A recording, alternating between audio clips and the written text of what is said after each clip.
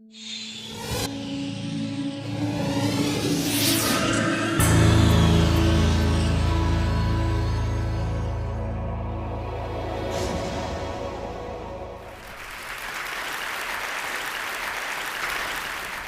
most of you, this is a device to buy, sell, play games, watch videos.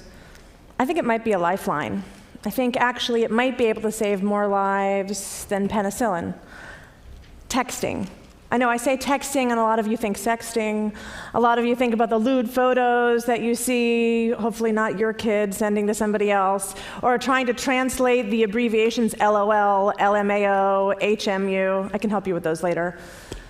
But the parents in the room know that texting is actually the best way to communicate with your kids. Might be the only way to communicate with your kids. The average teenager sends 3,339 text messages a month. Unless she's a girl, and then it's closer to 4,000. And the secret is she opens every single one. Texting has a 100% open rate. Now the parents are really alarmed. It's a 100% open rate even if she doesn't respond to you when you ask her when she's coming home for dinner. I promise she read that text. And this isn't some suburban iPhone-using teen phenomena. Texting actually over-indexes for minority and urban youth. I know this because at DoSomething.org, which is the largest organization for teenagers and social change in America, about 6 months ago, we pivoted and started focusing on text messaging. We're now texting out to about 200,000 kids a week about doing our campaigns to make their schools more green or to work on homeless issues and things like that. We're finding it 11 times more powerful than email. But we've also found an unintended consequence. We've been getting text messages back like these. I don't want to go to school today. The boys call me faggot. I was cutting. My parents found out, and so I stopped, but I just started again an hour ago.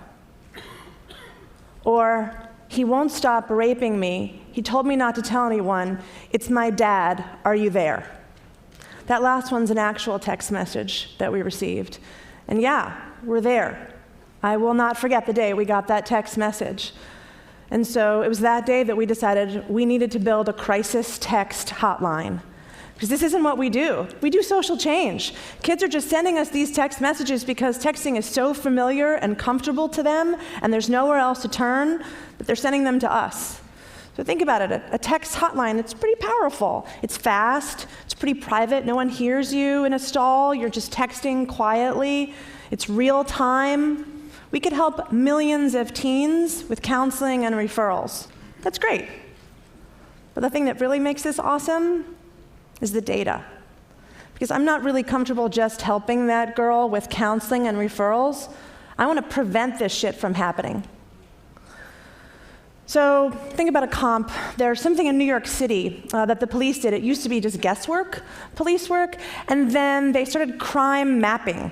And so they started following and watching petty thefts, summonses, all kinds of things, charting the future, essentially. And they found things like when you see crystal meth on the street, if you add police presence, you can curb the otherwise inevitable spate of assaults and robberies that would happen. In fact, the year after the NYPD put CompStat in place, the murder rate fell 60%. So think about the data from a crisis text line. There is no census on bullying and dating abuse and eating disorders and cutting and rape. No census. Maybe there's some studies, some longitudinal studies that cost lots of money and took lots of time. Or maybe there's some anecdotal evidence. Imagine having real-time data on every one of those issues. You could inform legislation, you could inform school policy. You could say to a principal, you're having a problem every Thursday at 3 o'clock. What's going on in your school?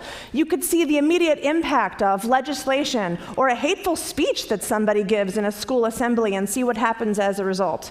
This is really, to me, the power of texting and the power of data.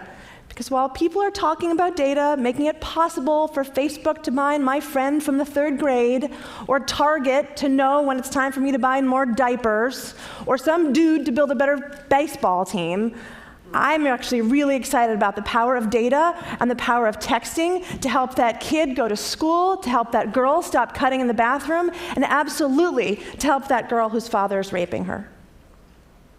Thank you.